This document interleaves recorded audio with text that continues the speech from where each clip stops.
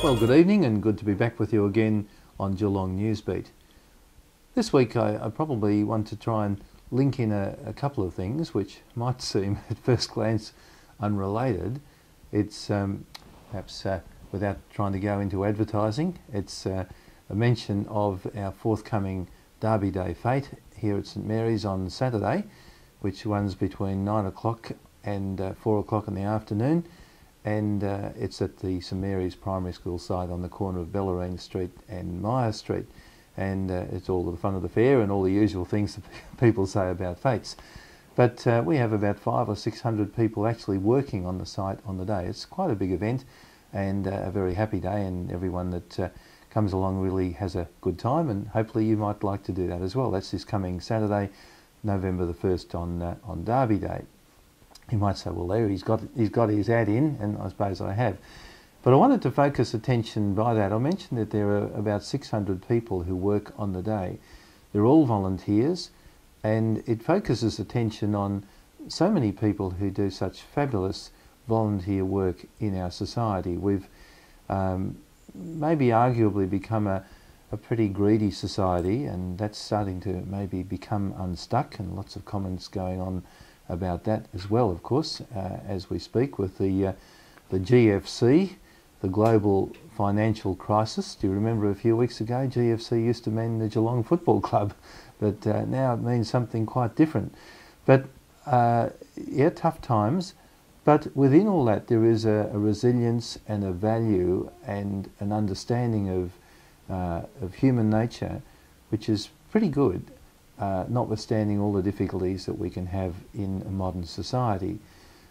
And maybe one of the really good gauges of that is the number of people who volunteer for any number of different charitable and worthwhile ventures, people who are part of Rotary clubs, people who work in hospital auxiliaries, going into the different hospitals here in Geelong. There are always volunteers here, there and everywhere, doing absolutely wonderful work, and so many other different community ventures. You look through the community notices in the local papers, and all of these are being done by people who are not putting their hand out for anything, but just do things for for the love of the work and for the love of the cause that they support. A friend of mine who's actually, without putting in yet another ad, he's going to be our auctioneer on Saturday at the Derby Day fete, but he recently won the Pride of Australia award for many years of extraordinary leadership and work for what's called the Cerebral Palsy Education Centre. It's gone from being an organisation which was really struggling to being a world leader in its field of assistance for children and families where cerebral palsy has created a tremendous burden. The whole question of volunteers and the work that people do with that higher sense of values, of course, also impacts on something else that's been a major topic of discussion in the past week, and it's the whole question of the muck-up days. Xavier College, of course, has copped a fair savaging within the media in terms of the behaviour of its students last week, and many will say probably quite deserved.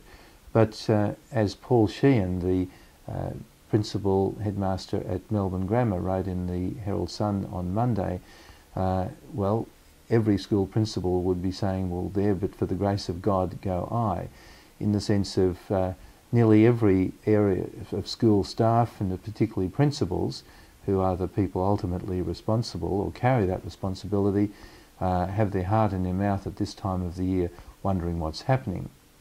Paul Sheehan wrote an excellent article in the Herald Sun on Monday, which is well worth reading, and he looks at the wider picture in terms of how we are educating young people today, not just academically, but in the sense of even what happens before children come to school, and the images and the attitudes they absorb, especially from television. As a former Test cricketer, he's been interested in observing the behaviour of his own students and other young people on the cricket field, and often enough when perhaps unseemly behaviour occurs, they'll say, oh well, it happens amongst the Test cricketers, and he would say, as many of us might say, well, it didn't happen in my day. where there was a greater degree of respect and worthwhile behaviour on the field. That brings into focus with the whole question of volunteers. You might say, well, what's the link between the two? Well, there are good and not so good parts of the human nature that we share. It's important in dealing with issues like the muck-up days and the various disgrace that a number of schools have felt within the last couple of weeks, to recognising that there is a balance. There's a lot of good things happening, a lot of good people around.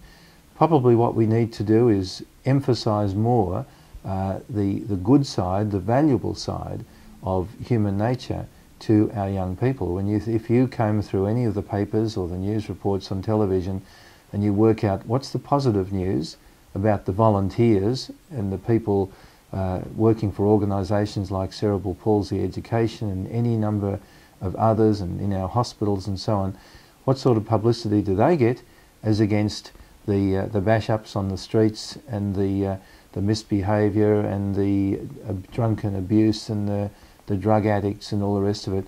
Well, it's probably about 1 for the volunteers and 10 for the druggies and the drunks.